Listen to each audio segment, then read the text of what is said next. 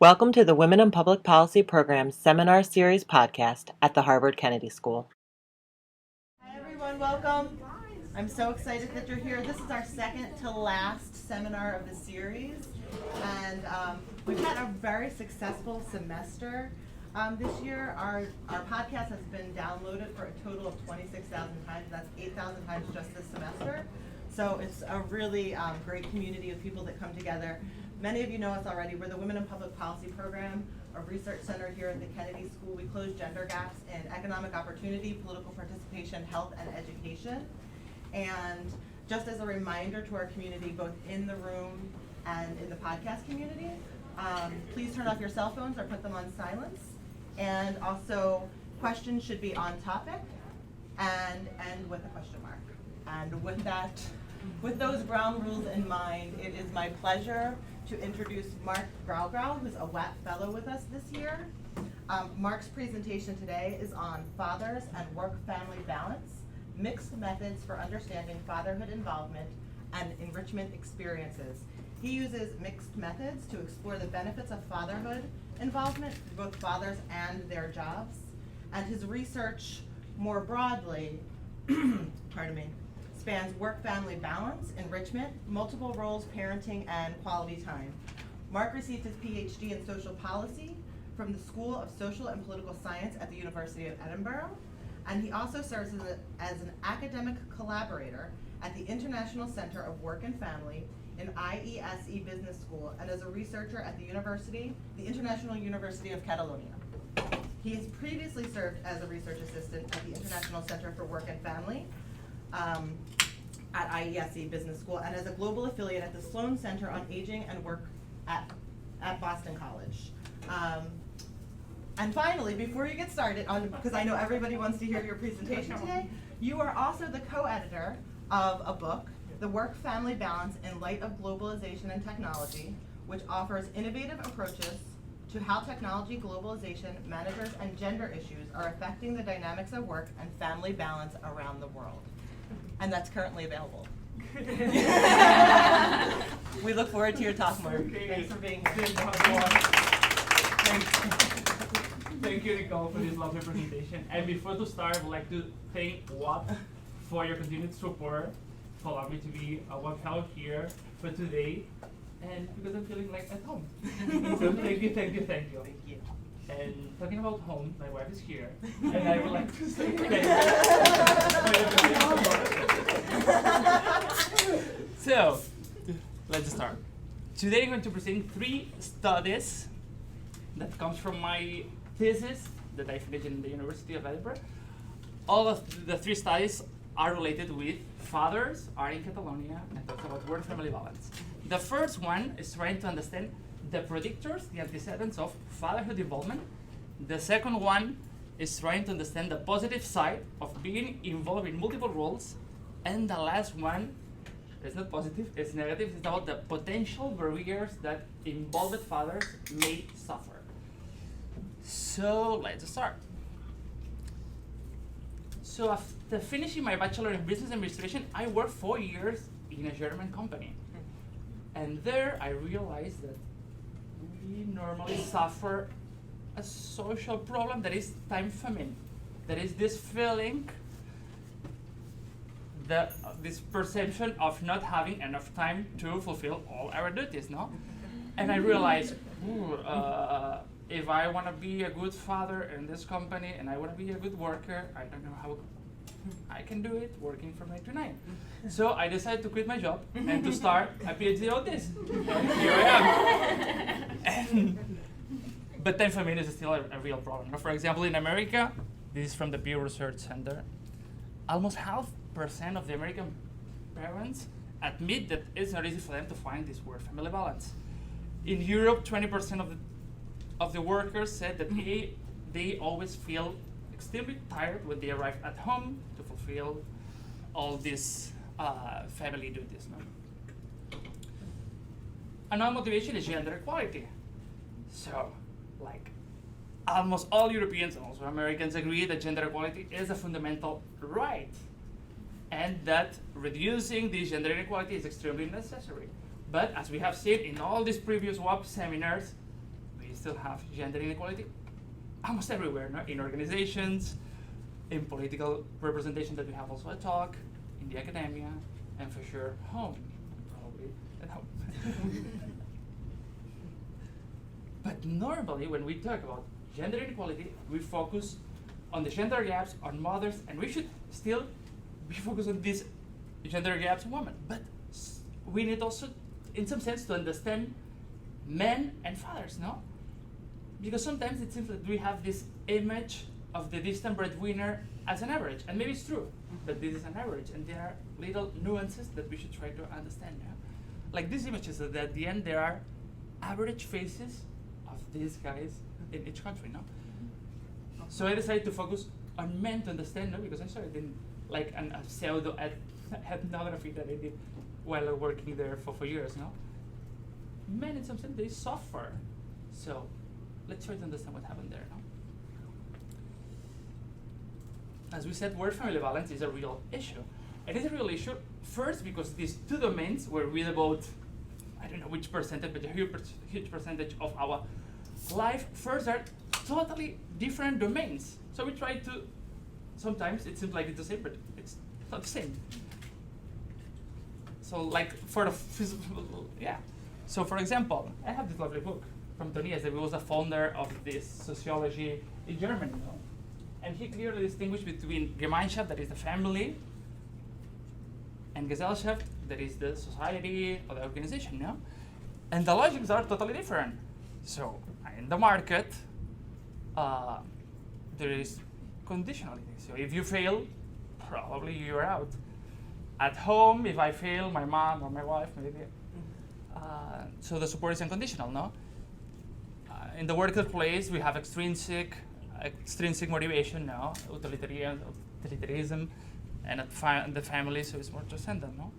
At the work, we like the visible things, family is invisible, so the logics for sure are totally different, and succeeded in one, it doesn't lead to succeed to the another one, no? Bartolome, who is a Spanish professor now that did the PhD in the Harvard Business School. In fact, I read his dissertation that it was from 1972 about the tenderness among executives. And it's a lovely dissertation like 40 years ago talking about the tenderness of male executives. And he said the most, I don't know if you see it, the most pervasive wrong assumption executives hold is that management family life is easy, no? Because you assume that you are good one at your work, but you don't need to be good at home, no? Because they are totally different, and you need different. And then there is this lovely book from Richard Sennett about the corrosion of character, and they say that the logic of the market, the career, is penetrating to the family. So this conditionality is coming here, this extrinsic or intrinsic motivation is coming here, no? But it can be the other way around. So sometimes the family or all these characteristics are coming to the logic of the career, no? But for sure, this work, and I will focus to the positive side, but it's an important negative side, no? That work-family conflict has an impact on stress. Even in my office, we were a team of 30 people, and 4 died, 2 from heart attacks. So that's serious business. Maybe it's not from stress, but this is serious, and 2 from cancer that we have no idea, but that's serious business. Absenteeism, elderly, so less time for our beloved, burnout. We have less children that we know, no? Shiana, Mary, they know a lot about this. But yeah, there is a gap of 1 child between fertility, the real fertility rate, and the desired fertility rate. And the reason is because we don't have time, or it's too late, and it's too late is because we have work-family conflict. Well. And we're fathers. I like fathers because it seems that fatherhood is in transition, you know? So the breadwinner mother has been eroded, and now dual income partners are becoming the new norm. Also, fathers are doing more child care than previous generations. And not for all of them, but work-family balance is a priority for at least an important number of men, no? And then contemporary fathers, on average, are devoting more time to childcare than past generations, and we are seeing also some fathers that decide to stay at home, no? So, at least fatherhood is in transition. and it's a hot topic, not only in the academia that it is, but in the media. This is, for example, a meeting of dad bloggers that every year, well, I don't know, but yeah. So they have a meeting and then they share their experiences because they only talk in this blog about the experiences of being a father. So it seems that it's becoming a topic everywhere, no? Here, these lovely papers from Bianchi compare the number of minutes that fathers devote in the 60s and in the 90s, no? And we can see that there is an important increase. But as you can see here, obviously, the mother is doing much more, even if this ratio has been reduced, no? But the mother is doing more now. But mothers are also devoting more time than 40 years ago. So at the end, children are receiving more time than ever, probably. And also there is this lovely article from Blam that is saying that the cultural image of fatherhood has been evolved from the moral teacher to the distant breadwinner to the sex role models to the new nurturing father, no? But at the end, this is our average, no? If you talk about, I don't know, sometimes I try to ask to my grandmother about her father, no? And I don't think that all the previous fathers were distant breadwinners, no? So maybe all these typologies coexist in some sense, no? Even, I found this article, but in a journal of history, that talks about the fatherhood like 2 centuries ago. And they say, maybe they were sensible men. And also, if you read the letters from Mozart to his father and to his father to Mozart, so for sure he was a sensible man and not a distant breadwinner. Or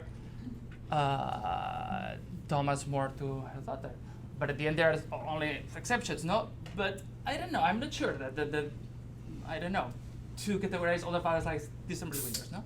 And I like this idea about culture and conduct, no? Culture is our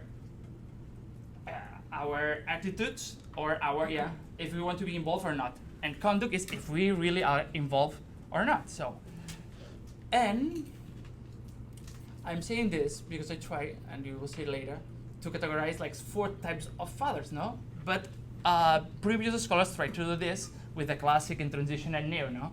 And they call it the bad, the interesting, and now the good. But again, well, they are only mental categories, no? So Kaufman in this lovely book again, no? All dads, new dads, and super dad, no? The super dad, then the new dad is the one that wants to be involved. I try to play. I like to play with this all culture and all conduct, and we can have these 4 categories, no? So, as I said, conduct is how you behave at home.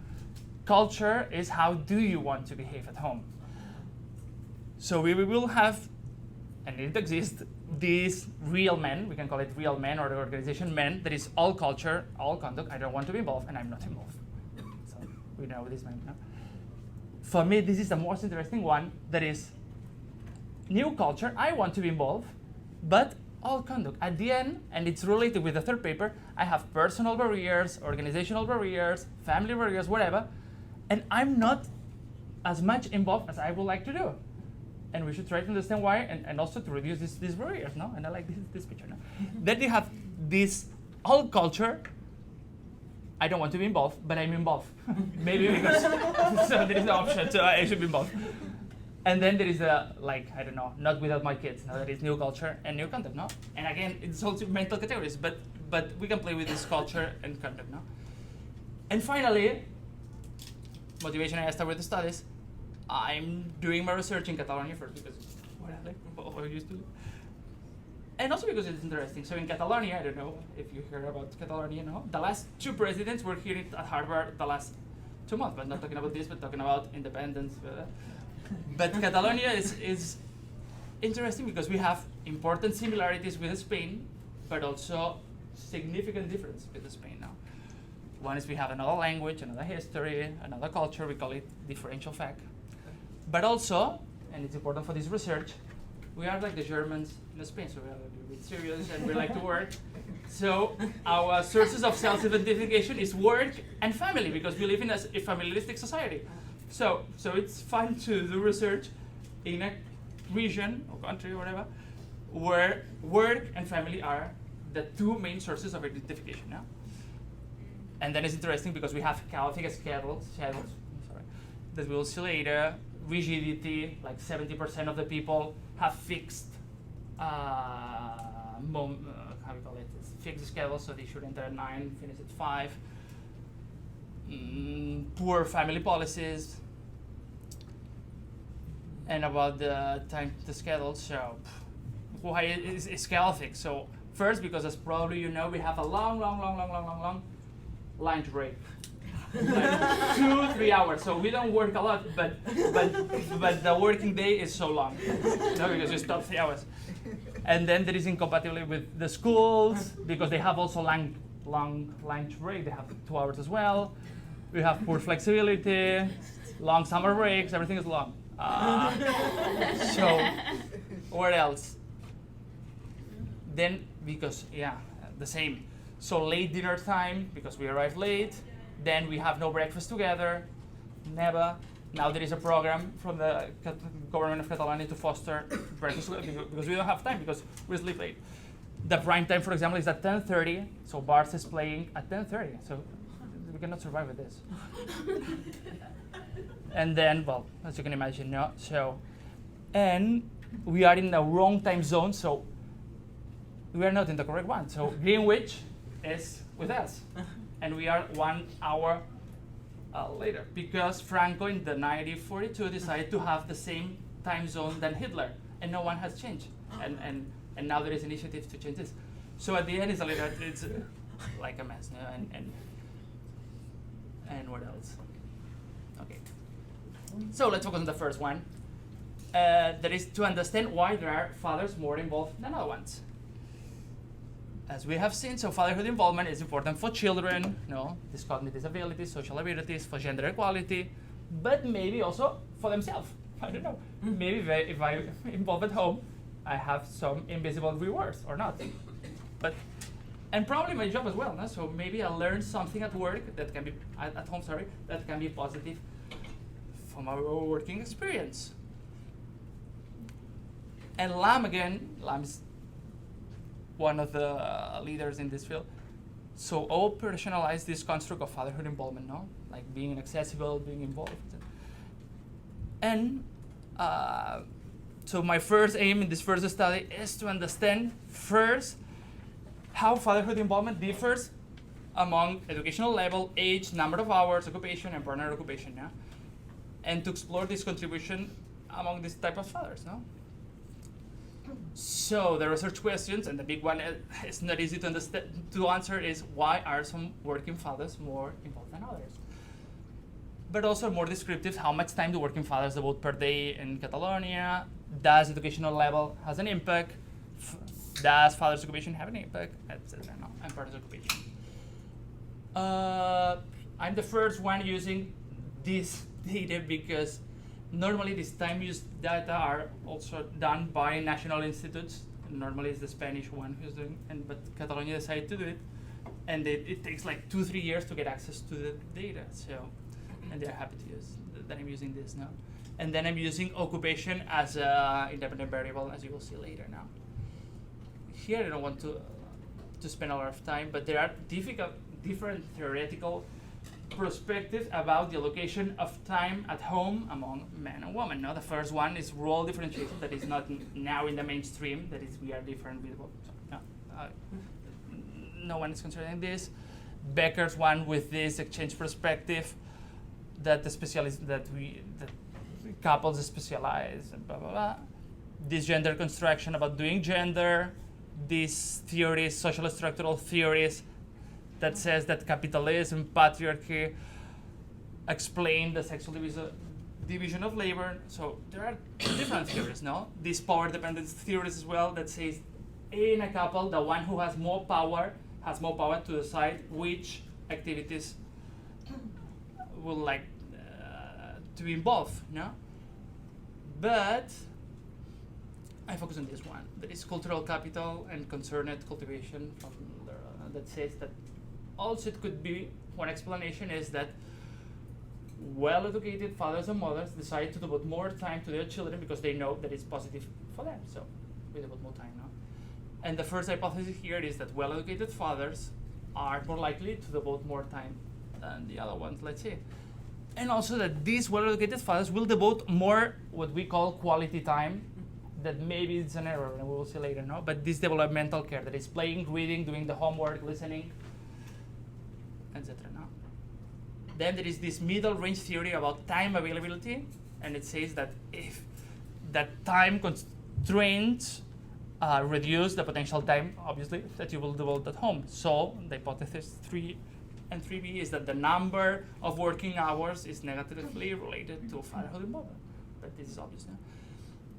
And also there are these theories about that the increase in women's resources, like income, working status, education, is positively related to fatherhood involvement.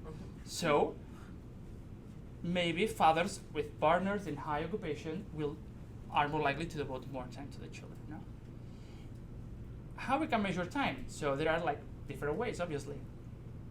The first one has been the more typical one, that is conventional questionnaires. No? So I can ask, how many minutes or hours do you spend with your children?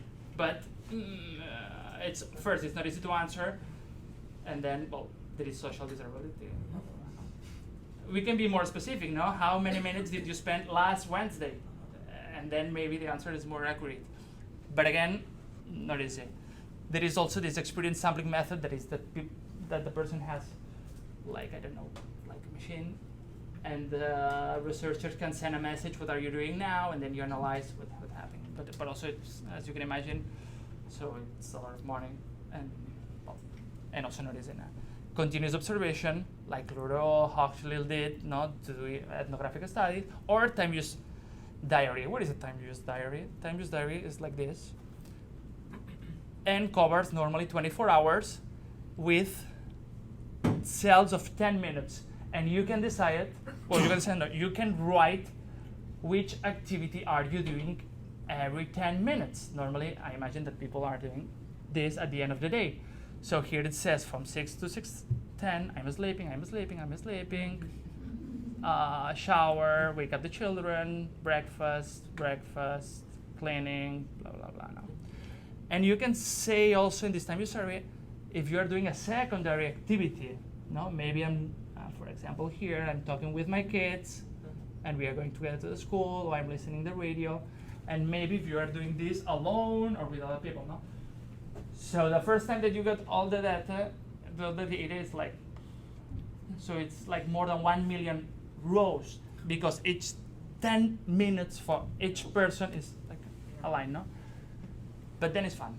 But at the beginning is a little bit like that.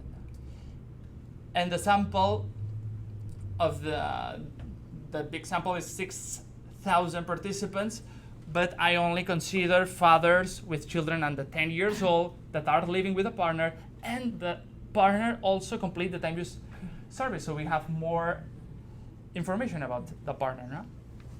So at the end I have a final sample of 471 fathers. No?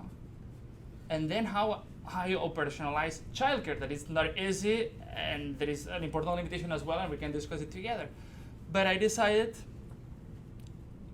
first to do it like this because previous scholars did it, so we can compare, and then we will see.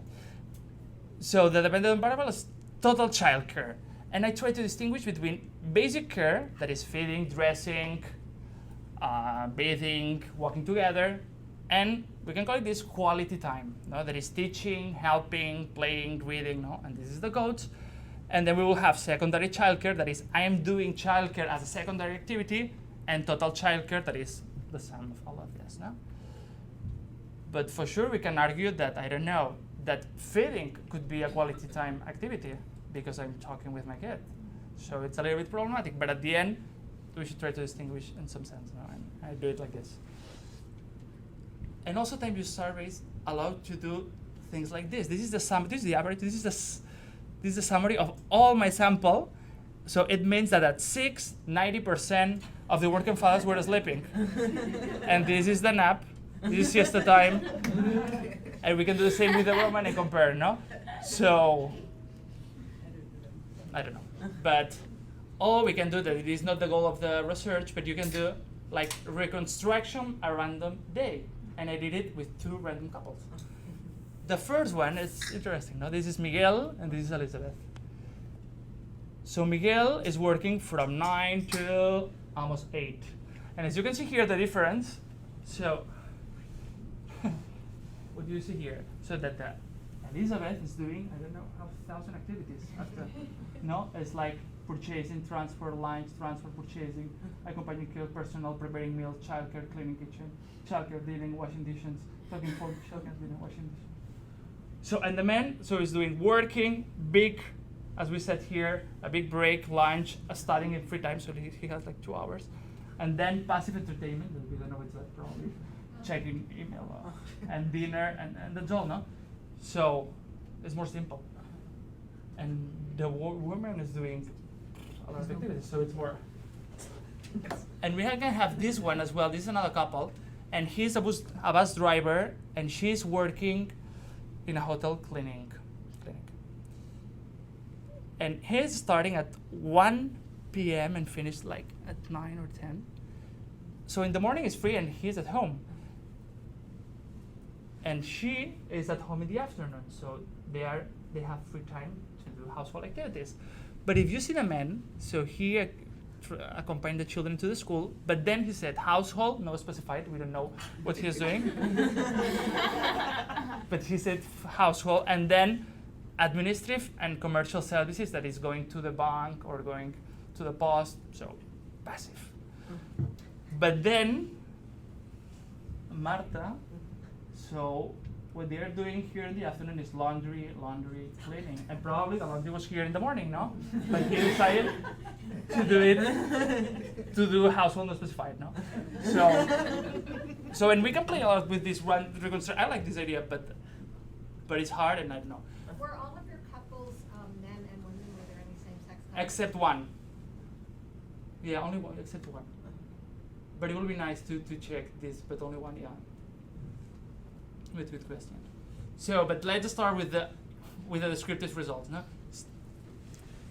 And here we can see the same couple, no? Because the number is not the same, because it is father and mother. And this is the number of minutes per day. So again, and this man and woman has children under 10 years old, mothers are devoting more than 200 minutes per day, fathers more than 100, so mothers are doing much. But what is interesting here is that developmental care, that is quality time, is almost the same. It's half an hour and half an hour. But here there is a problem. It could be like an excuse for men that they are doing the important part because you develop the cognitive, social skills of your children, no? So always the proportion of quality time is higher on men, on fathers, than on mothers, no? And this implies that the mothers are doing the hardest part. So it implies that they are doing this, no? The basic care, so feeding, dressing, all this hardest part is doing. You say hi, no? You say yes, no, okay. So here we have the same results with educational level, no? And we see how this quality time increase for each educational level, no? So here's less than half an hour for primary education, like 30 minutes here, 30 minutes here, bachelor 43 minutes per day, and master 44 minutes now. But then they reduce the quantity, if we can call it quantity time, here and here, no? And the total time at the end, we found the highest number of minutes in the working fathers with bachelor, no? But it seems that the fathers knows that this developmental care is important for the children, or no, I don't know.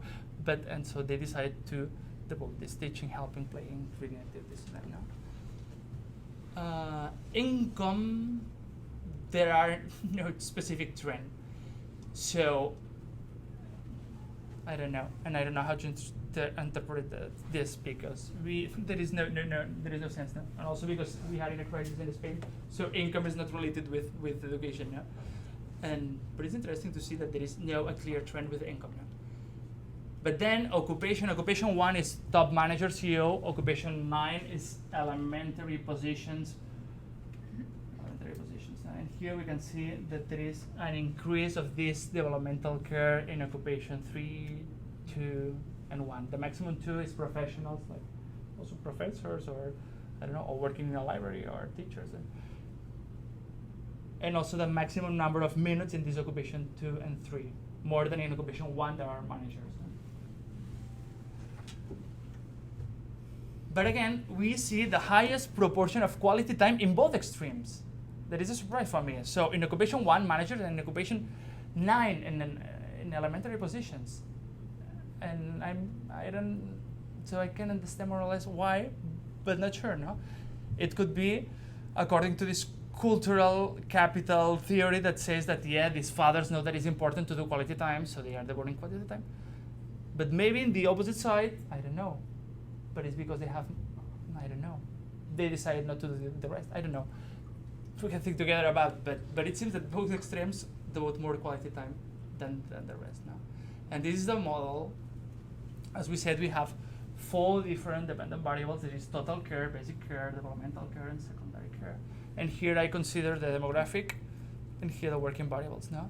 And what we see that is significant is the age of the father. So if the father is 29 years old or younger, he devotes more time to their children. But we don't know if because I cannot control for the age of the children, because I only know if the children are under 10 years old or not. So probably it's because they have younger children than the other ones, not because they are younger. So it would be perfect to have the age of the children now. So we know that all these children are under 10 years old, but it's not the same to have a children of 2 years than another one of 10 years. No? But that's it, right? When you have adult dependents there, if they're grandparents, right? Yeah, I don't Maybe know. they, It means that there is an adult, Yeah. and probably is. In fact, in fact, I'm able to know if it's a grandparent or not, or if it's a relative or another family member. But it means that there is an adult that is not. No, maybe it could be also your partner, but I think it's strange. But there is another adult that needs care. But, I was thinking of it the other way around. I was thinking of, whether there were other people who might get involved with childcare. Exactly. With these couples, right? Yeah. Whether there were Yeah. additional hours coming from somewhere else. Yeah, I have here external help. So it means if you have external help or not, Right. but then it's not significant. Does external help include the child in a daycare? External help, again, Hannah? If the child is at daycare, so child spends some hours a day Yeah. in daycare, it's time that the parents are not. Yeah. Good point.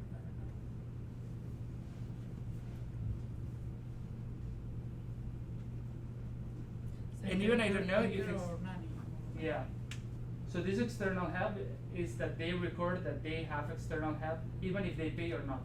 Okay. So maybe it's your grandma that is coming, and you have systematically an external help. No?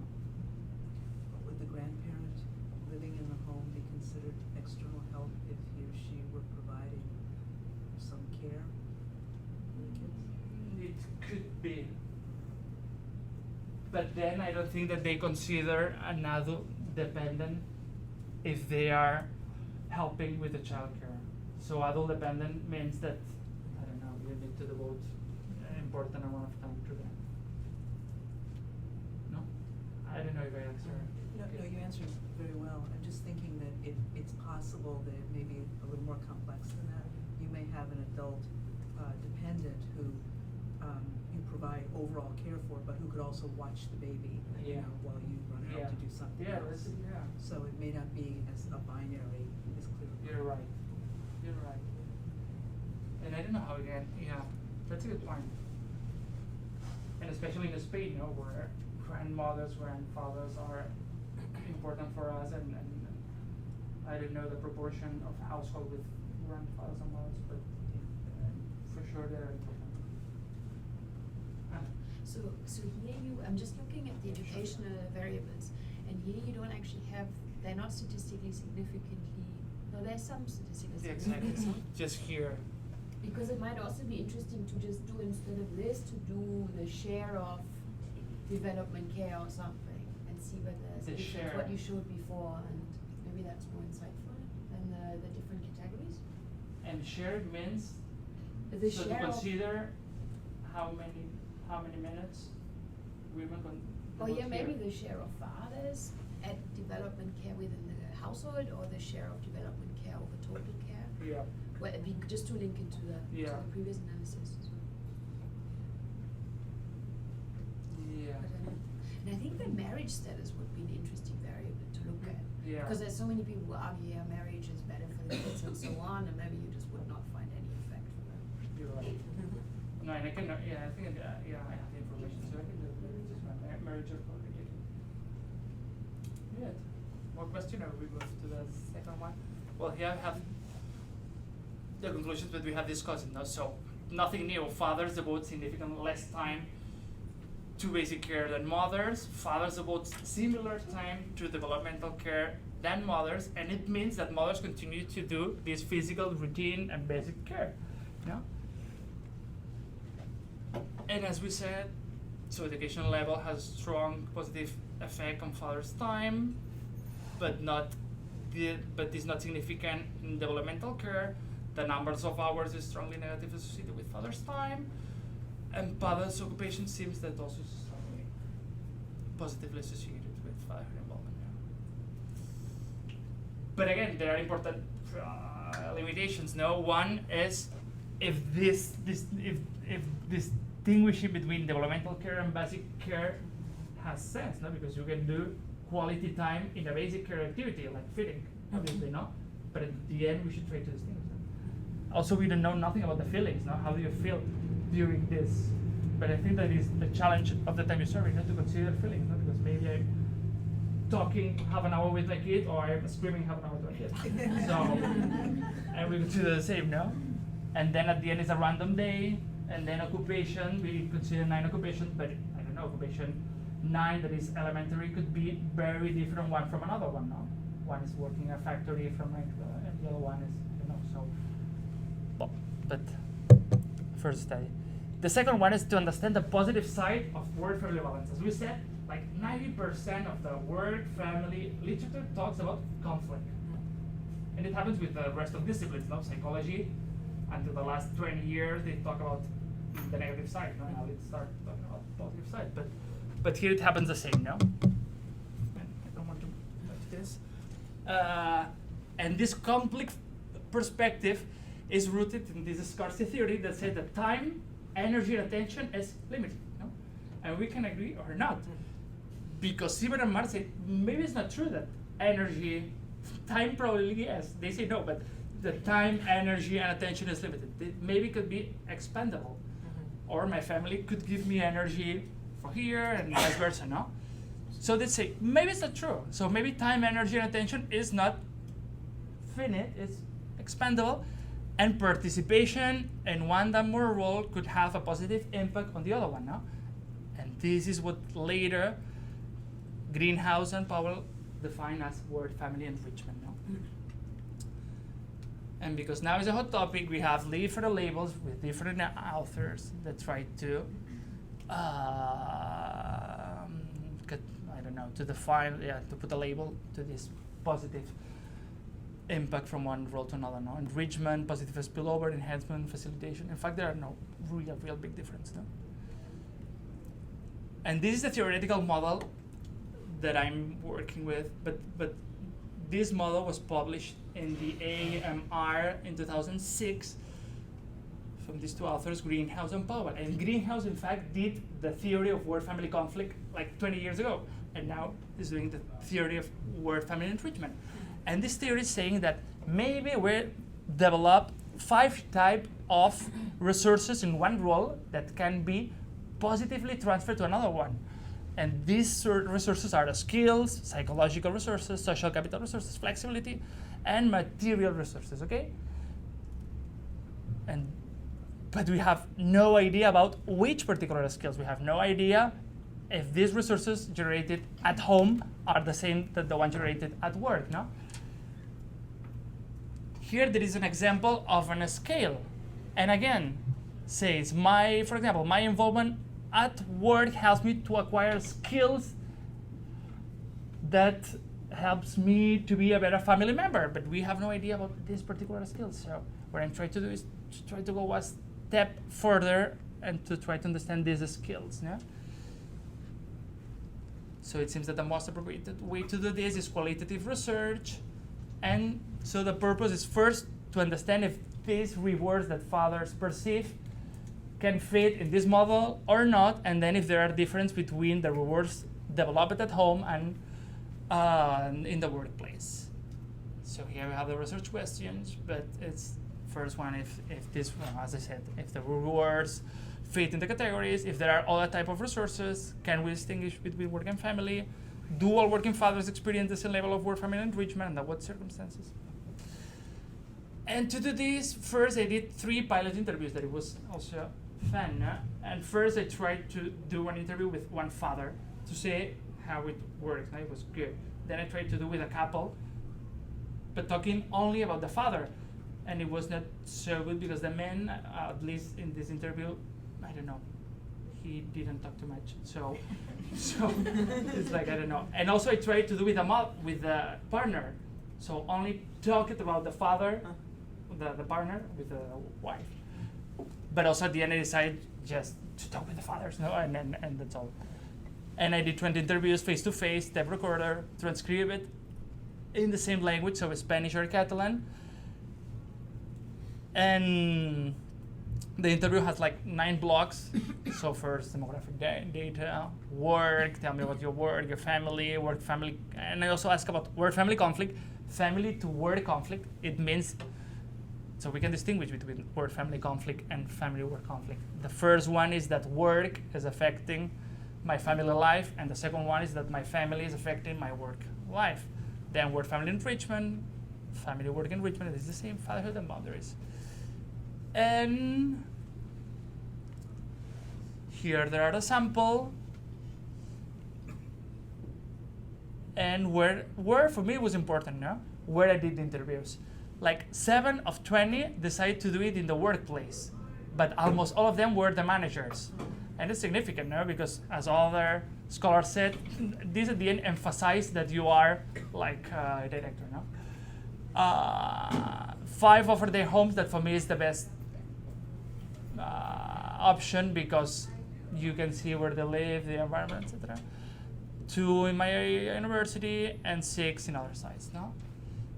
And how did I do the analyze? So the first one I did a summary in English because the transcription was in Spanish and Catalan with the 9 blocks. Here I have like an example. Then I conduct line by line codification, trying to see common categories and then subcategories. And the third step was to see if these categories and subcategories fit in the model or not. And here we have the result. And I finish in 10 minutes. So as you see here, if you remember, in the model we had like 5 big categories, no? But the fathers did not consider social capital resources from work to family. First, because it's not easy, no social capital resources. It should be like one colleague helps me with a family situation. So one colleague helps me, for example, to find a doctor for my kid. That should be social capital from work to home, but it could be, but no one mentioned, no? And the other one is flexibility, and fathers did not consider flexibility as a source of enrichment, but as an enabler of this enrichment, no? And then this is the subcategory, no? So, and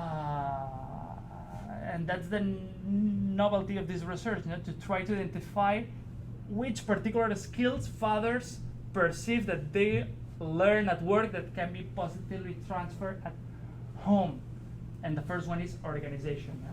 Organization, it should be like, when I'm working, I think that I should do first this, then that, and at home I'm doing exactly the same. So works help me to manage better my time, and that is positive at work and at home. No? They also consider people management. So I can learn people management at work, and it could have a positive impact at home.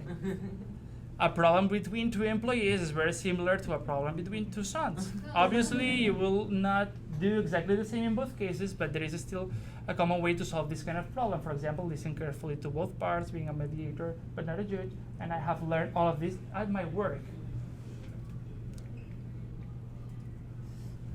But then they consider other categories that Greenhouse and Powell didn't consider, like cultural capital. And cultural capital is like how your kids can get the positive side for the kids. So it's like there is a part of your job which can be explained. You can explain to your child that a new product will be launched to the market. You can explain that the content of your work, they understand what a business is, what is meant by selling, inventing, patenting, going to the market. I think that you can transmit this idea to your children. I remember that my father did it with me. He explained to me what a balance sheet was, and I'm doing the same with my children. How old were your kids? It was, in this case, it was 7 and 9, but no, but at the end, it's maybe, I don't know. And then there are fathers that consider that there is no word family enrichment. I'm not sure, this man said, and he used to be a CEO in a company. I do not think I would be a worse father if I had another job with less intellectual requirements. If I were a dustman, I would probably be a better father. So having a better job is not giving me more resources that help me to be a better father. I don't see a direct impact, it's my opinion. And then what is nice is to see the resources generated in the family that has a positive impact at work. And the first one, and I like this, is sensitivity. So fathers consider that they develop this sensitivity at home. And the second one is patience, then responsibility. But here again, they don't consider social capital, and social capital should be like my cousin helps me to get a job. It should be social capital between work and family. They don't consider material resources, because family, it's not easy, but it could be that my parents pay me an MBA, and should be like social capital from family to work now. And two fathers consider that there is no enrichment from family to work now. And here we have like some quotation, no? Sensitivity. Having a family, this is a journalist and he's doing draws in the newspaper. Having a family helps you when you have a sensitive jobs like mine. In this sense, if I was single, I would be financially stronger, I would have more energy to work and to find new clients, and I would produce more. However, at a qualitative level, I think that I would not be as good as I am now. This is thanks to the passion, empathy, and humility developed at home with my 4 kids and my wife.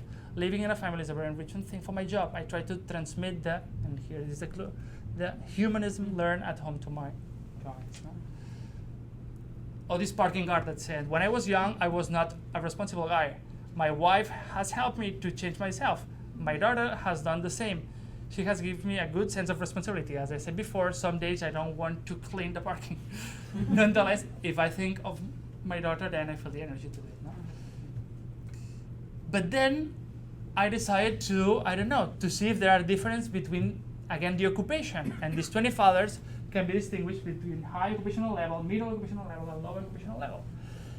And what we see, and this is the same numbers with distinguishes these 3 levels, is that, yeah, for sure there are differences, no? And fathers in high occupational level focus more, or they perceive that the enrichment was this cultural capital, this people management, and the low income, it was more about that they learn about the organization, the technical skills, etc. No? And here we say that 2 out of 6 top managers said that there is no enrichment. And again, here we will come back to say my persuasion techniques are not working at home. For instance, I can convince all the people who work with me, but I'm not convinced of my wife. It's not the same. I can apply the same techniques in both domains. But this is serious, because at the end, this is what we said at the beginning. No, the logics are not the same, and the behaviors probably are not the same. So.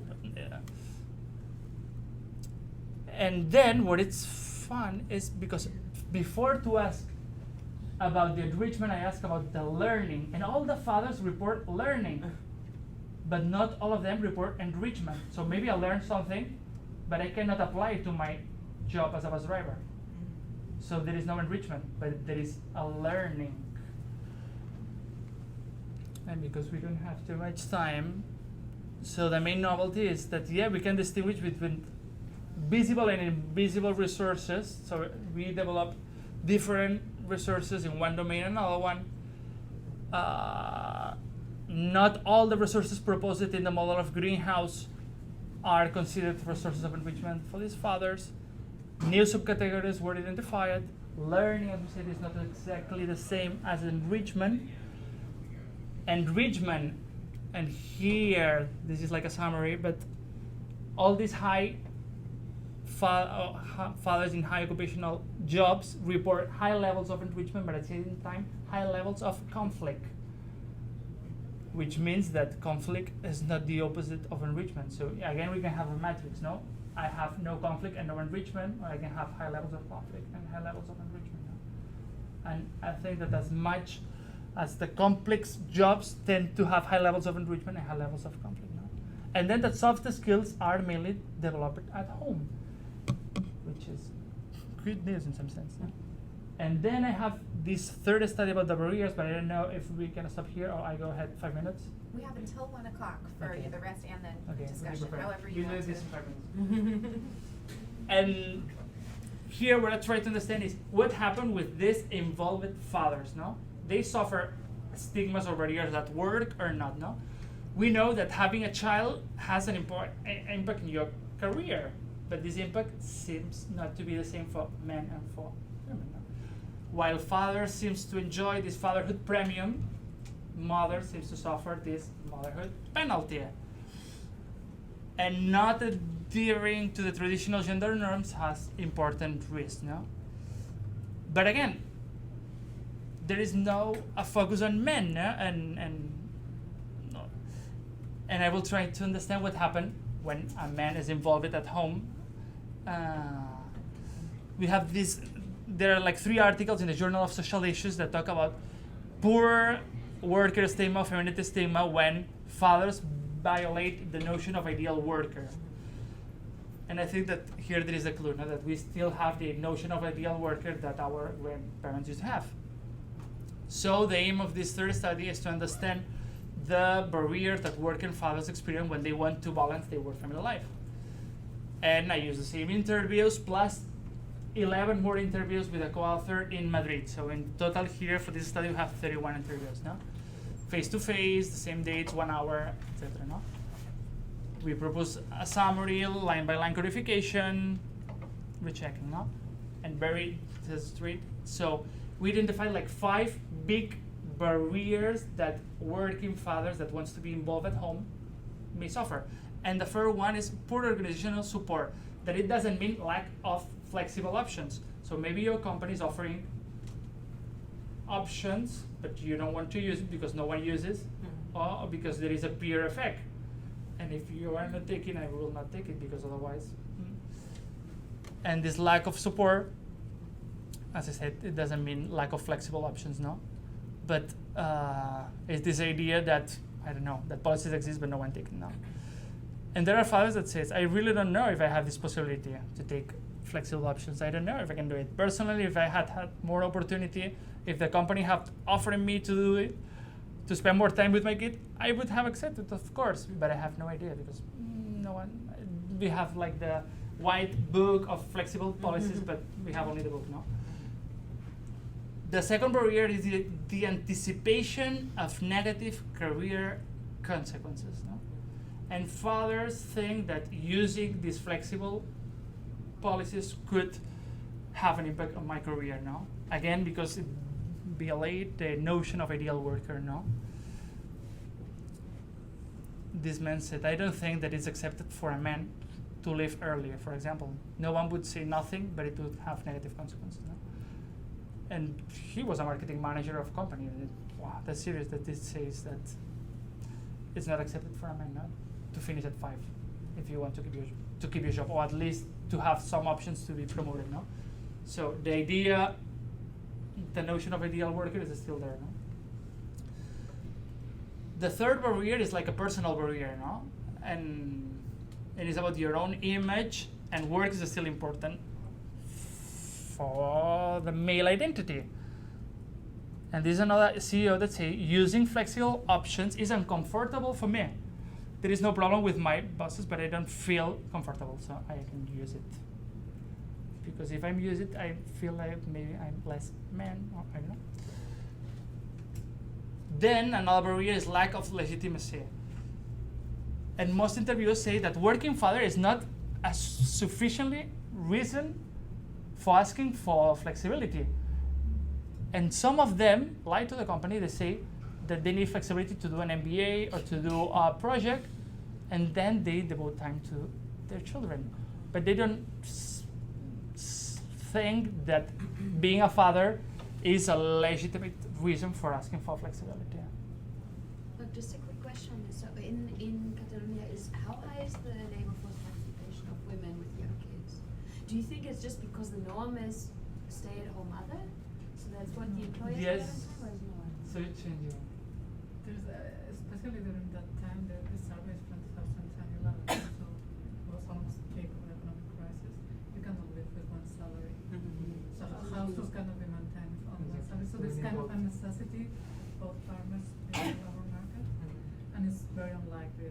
So the model of the female caregiver is more and more. We have more. And the last word barrier is money. Some fathers consider that flexibility is linked with money, which is not always true. But they perceive that using flexible options is associated with wage reduction. And as Shanna said, with this context of crisis, they don't consider using these flexible options now.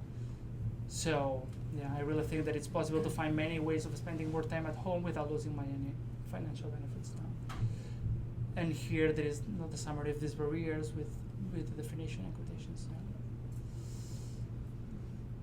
And yeah, and again the conclusion is that we can find an important gap between the number of flexible policies that the companies offer with the use of these policies, no? Because all these barriers, no?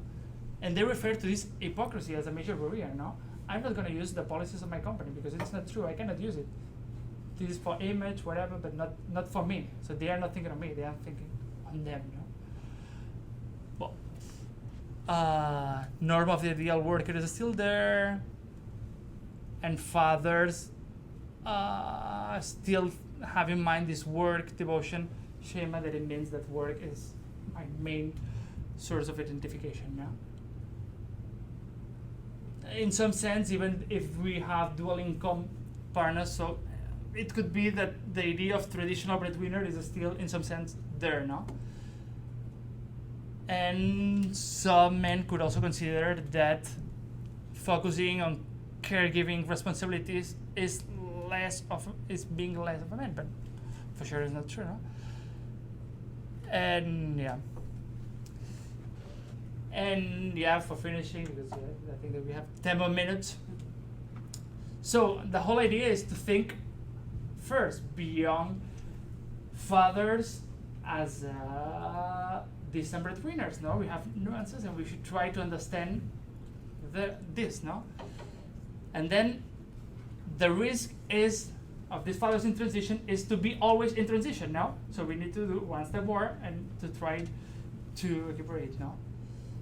Then I like this idea of focusing on the positive side. Some authors call it sociology of thriving. No, that is to think about the positive side of everything and the impact for gender equality, for the organizations. No, and focusing on this positive side could help organizations, fathers, and others to do this. Then I think it's important. So we in the literature we said we can see ethnographic studies or in the workplace or at home with Hodge, like Hodge, Leal, but no one do an ethnographic study during the whole day. Also, it's not easy, no? but it will be nice to see, how these two logics are competing, and it's a research proposal that I have in mind, and the other one, as the web fellows know, is to do an ethnographic study in high-tech companies led by young people, because it seems that young companies, high-tech companies, offer more generous policies than traditional companies. But again, we have no idea if fathers are using or not these policies. So it would be nice to understand what happened in these high-tech companies, no? And then to do more research about what is an ideal worker, because it seems like, I don't know this, if you know this book, I don't know this book. How it is? Well, nothing. But it seems that the notion of ideal worker is the same like 40 years ago, no? I will say later. And yeah. And maybe we have like a philosophical reflection about this logic of home and logic of work that are completely different in some senses, no? But yeah. So I think that we have a lot of work to do, and well. So thanks a lot for all your attention, for being here, and we have like 12 minutes with 54 questions.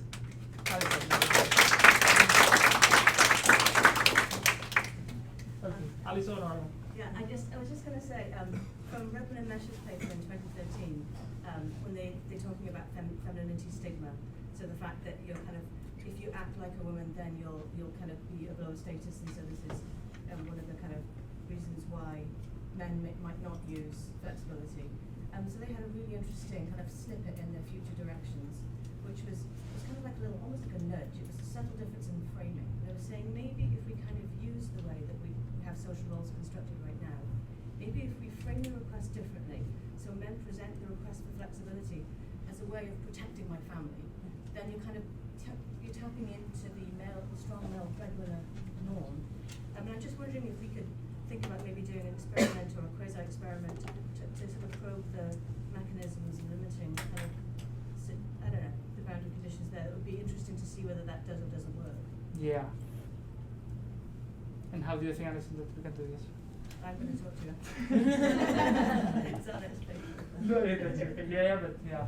So yeah, it's I don't know, but interesting. it would be interesting. I mean, it's a very specific thing to look at. Yeah. And it's kind of a, while we're waiting for the world to change, maybe that's. Yeah, that's a point. Very good, Alison. Yeah, so a couple of things. The first one relates to study 2, and that was maybe the difference between relationships and learning from daughters versus sons, right? That's something that I think is, in my own experience, right? But also watching the White House, right? And hearing about the judge who, sort of changed his attitude because Exactly. of his daughter, right? So I think, that there may be a difference in what you pick up depending on the gender of the child. Yeah. The other one was the other things that go with community. So I'm thinking about men as volunteers to coach sports teams for kids, and other things are taking the kids out to the museum or whatever. I mean, it's sort of like work, family, but then there's a whole chunk of stuff that I'm not 100%. I guess that you got that built into some of your family piece, but certainly in the community, right? The activities that relate men to children in a different kind of way that is not specifically family oriented. Yeah. Yeah. In fact, there is a lovely thesis about, the name is From Boy Scout to Business Manager, something like that, no? And it's this idea of developing all the soft skill in the community, and then that you can transmit to the business world, no? Here I focus only with the development of disabilities of family, but the community is very similar, no? And I don't know apart of this thesis any other research about this. There was an interesting article on the radio the other day saying that Rex Tillerson was a very good Secretary of State because he was an Eagle Scout. I just completely. And about the sons, yeah, I did. Yeah, that's a good point. Try to distinguish the enrichment when you have a son or you have a daughter. And I can do it in some sense, but okay, so that's a good point. So I was thinking about this idea of the ideal worker, but also this changing notion of work and the absence of boundaries with all the technology we have. So as you were talking about how men and women might spend their time at home with some passive multitasking, if some of that multitasking is actually work, you know, I'm responding to emails or I'm actually doing a Skype call or something like that and the kids are in the other room, that might be interesting to kind of look at too. And I think it might be more relevant with your younger high-tech company sample, because you're going to have very different ideas about what normal and ideal work is and what can be done simultaneously with living your life, dealing with your kid. I mean, it may not be ideal, but you know, but Yeah. there may be a different set of norms there about what is the ideal worker, and especially the multitasking dimension. That's a lovely point, Kim. And yeah, because not only so not only work is entering home through technology, but also home is entering work. Now there is a recent paper about they call it cyber loafing, something like that is checking WhatsApp constantly with your friends. And this is, it's not family, but it's outside home, and it's interfering your work, no? And your work is interfering. So we have much more interruptions than before, and it seems that, I don't know, it's not positive. I feel like I've seen some research on this before, but it may be just like things that are floating in my head. But I'm wondering if you saw in your data in the first study on father involvement, if if the partners perceived what counted as like caring for children or their childhood activities differently. So if you know, maybe the wife was like working from home and then doing laundry on the side, they consider that a secondary activity, but men would say like, oh yeah, I'm doing laundry, and put that as their primary activity. I'm just wondering if you can distinguish that, or. Wow. Yeah, I don't know. I never researched it. That's a good point. But I don't know. So we can, yeah. I don't know. I feel like I can just imagine that. I feel like I can imagine that men and women, or fathers and mothers at least, perceive the way they interact with things very differently. So something that a mother might perceive as a secondary child care activity, a father might perceive as a primary child care activity. That's a lovely point. And I don't know. So we know. So here we have secondary childcare, fathers and mothers, and what we say is that mothers have double than men. But again, yeah, that's good, yeah. And maybe the type of activity, no? Maybe you are talking with your children, exactly, while you are cleaning, and the mother consider, I don't know, that's good. But I don't know. Oh, I think, Okay, thanks for your presentation. My research is on health inequalities. I'm especially focused on gender, and one of the main issues that we discussed in this field has to do with family policies. And in industrialized countries, we see that men die younger, but women report more morbidity. So I wonder, is this aspect somehow integrated in your research, or have you thought of asking questions about the well-being or the overall health? That this is also an aspect that might encourage people to make use of benefiting policies or become more engaged, because health is something that concerns everybody. So you're asking, so considering like family policies and all this. So if you have integrated at all,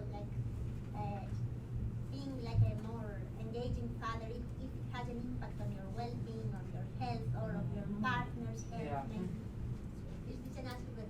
Yeah, that's a good point. Yeah. I'm wondering if I'm asking this question. Yeah, I think no.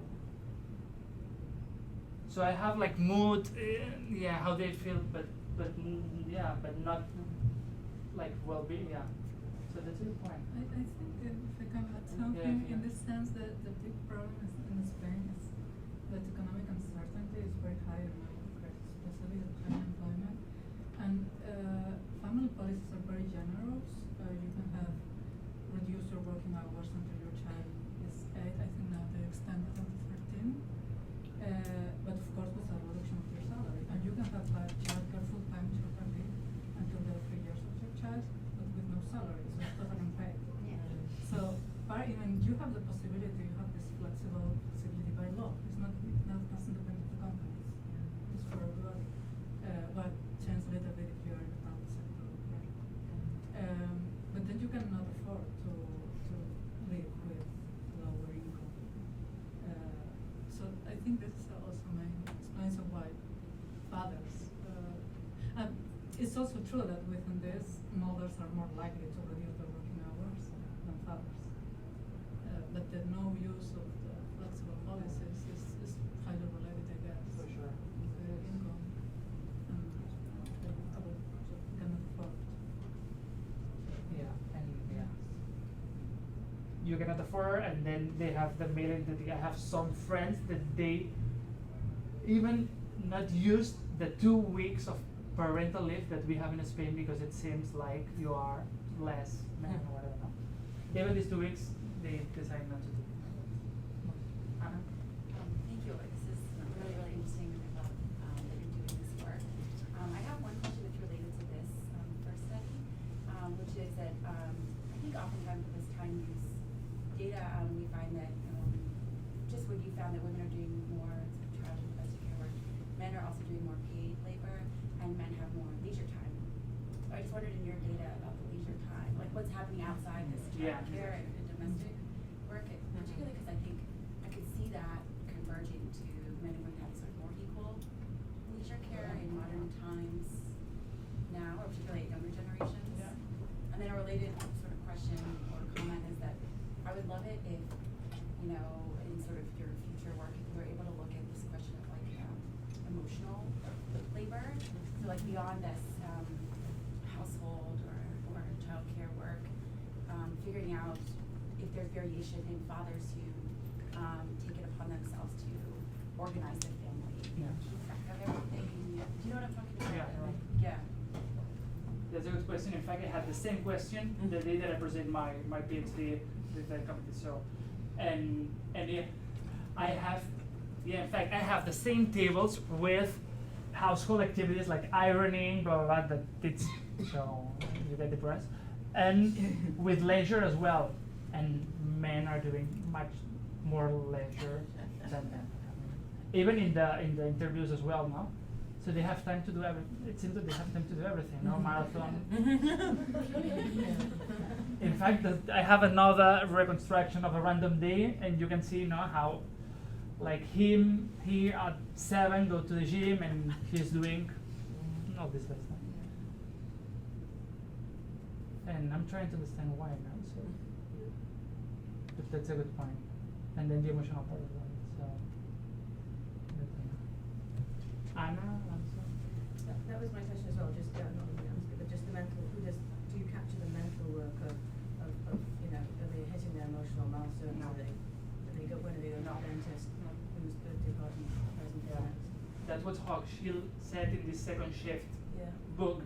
She said, I'm trying to, so she was doing ethnographic studies at home, and even in the cases where the couple share everything, she realized that she was mentally more involved than him. When he asked, what should I do? What should I prepare for dinner? And then she said, blah, blah, blah. And they share exactly, so it should be here half and half, but mentally she was more involved than him. Oh, yeah, more. Which kind of reduces cognitive load. I mean, load, and then you can't be as present for your work because you're multitasking a second, third, and fourth thing at the same time, and you're less available for those things that may advance you in your career. And that's a good point because it goes beyond the numbers. So even in these egalitarian couples, she is more mentally involved than